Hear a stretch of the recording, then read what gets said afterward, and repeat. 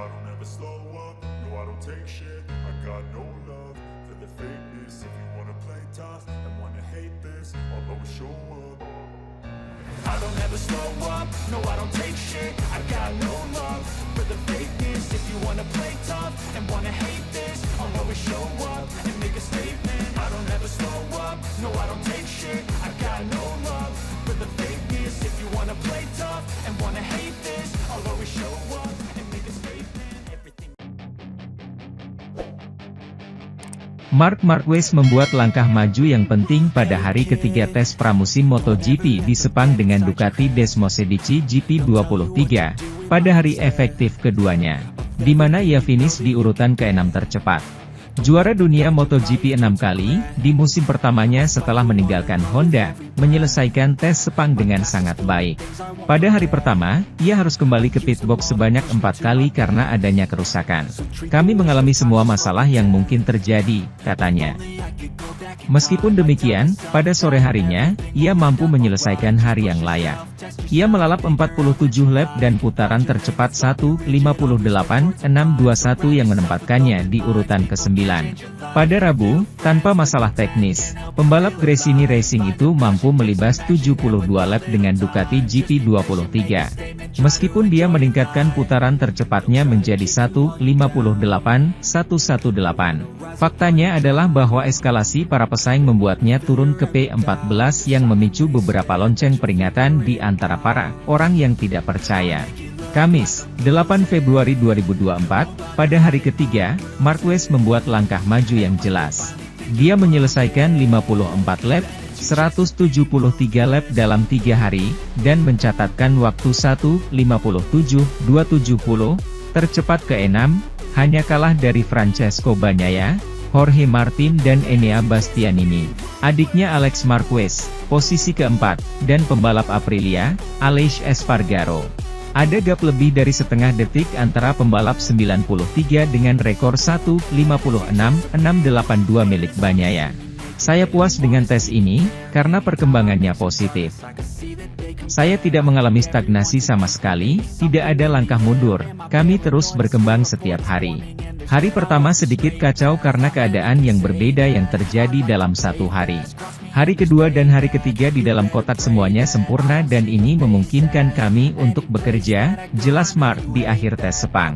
Pada hari kedua, saya melakukan banyak lap, 72, dan kecepatan mulai meningkat sedikit demi sedikit. Hari Kamis ini, kami mengalami peningkatan.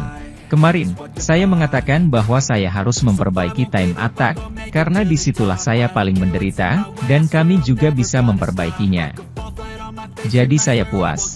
Sementara itu, reputasi dan prestasi yang ditorehkan tim tersebut pada MotoGP 2023 menjadi daya tarik sponsor. Skuad yang dipimpin Uccio Salucci itu bertengger di peringkat ketiga klasemen tim, berkat 3 kemenangan Marco Bezzecchi dan 5 podium lain, di mana 2 berasal dari Luca Marini. Raihan ini pastinya dianggap bisa mengerek citra mitra-mitranya. Atas pertimbangan ini, anak perusahaan badan usaha milik negara, BUMN, itu mengajukan diri sebagai sponsor. Tak cuma nama perusahaan Indonesia itu tersemat di motor dan kostum duo pembalap Italia, Marco Bezzecchi dan Fabio Di Giannantonio. Tim Valentino Rossi menjadi Pertamina Enduro VR46 Racing sekarang. Investasi besar tersebut digelontorkan demi bisa membuka lebar-lebar gerbang ke pasar global. Selain itu, mereka ingin memperkuat merek di kalangan pelanggannya. Hal ini diakui oleh Direktur Utama Pertamina Lubricants, Wery Prayoga, kepada motorsport.com. Kerjasama dengan VR46 membentuk tim Pertamina Enduro VR46 Racing Team merupakan langkah strategis buat kami PT Pertamina Lubricants untuk bermain di pasar internasional dan juga memperkuat branding. Kami yakin produk kami sudah berkelas dunia, ujarnya. Tentunya, kerjasama ini diharapkan bisa menambah keyakinan para pelanggan. Kolaborasi dengan VR46, tim balap milik Valentino Rossi, adalah suatu langkah tepat, keputusan pas, yang bisa membuat kita tumbuh bersama. Kami selain memperkuat pasar domestik dan akan bermain juga di pasar internasional. Kami tahu VR46 bisa membantu mewujudkan cita-cita kami juga akan membantu tim mereka untuk lebih baik. Selain menggandeng VR46 Racing, Pertamina Lubricants juga menyusun beberapa rencana pemasaran yang lebih melibatkan penggemar MotoGP. Marc Marquez masih menggunakan pendekatan ala Honda ketika mengendarai Ducati Desmosedici GP23 dalam tes pramusim MotoGP pertama. Meski ada perbedaan drastis dalam cara kedua motor tersebut menggunakan ban belakang. Setelah menjalani uji coba perdana di Valencia pada akhir tahun lalu, Marquez mendapatkan kesempatan kedua untuk membiasakan diri dengan motor GP23 pada tes di sirkuit internasional Sepang, Malaysia. Menyelesaikan total 72 lap pada Rabu, pembalap Gresini ini berada di urutan ke-14 dengan catatan waktu hampir 1 detik lebih lambat dari wakil pabrikan Ducati, Enea Bastianini. Meskipun hari itu jauh lebih produktif bagi pembalap Spanyol dibandingkan dengan Selasa, 6 Februari 2024, di mana ia berhenti beberapa kali di lintasan karena masalah mekanis. Marquez merasa masih ada beberapa area yang dapat ditingkatkan saat melanjutkan transisinya dari Honda. Secara khusus, pengereman dan penggunaan ban belakang pada Ducati benar-benar berlawanan dengan Honda RC213V.